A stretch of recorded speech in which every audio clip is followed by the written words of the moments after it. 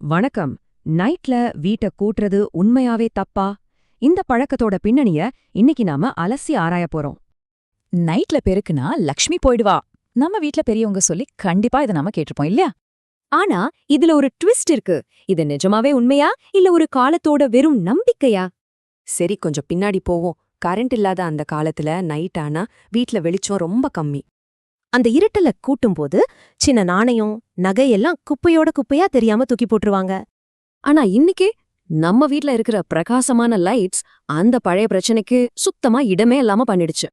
அதனால main point என்னன்னா, நைட்ல கிளீன் பண்றதால சயின்டிஃபிக்கா எந்த ஒரு கெடுதலும் கிடையவே கிடையாது. இப்போ நாம கவனிக்க வேண்டியது ஒன்னே ஒண்ணுதான். மத்தவங்களுக்கு டிஸ்டர்ப் இல்லாம சத்தம் இல்லாம கூட்டி குப்பைய சரியா கொட்டணும்.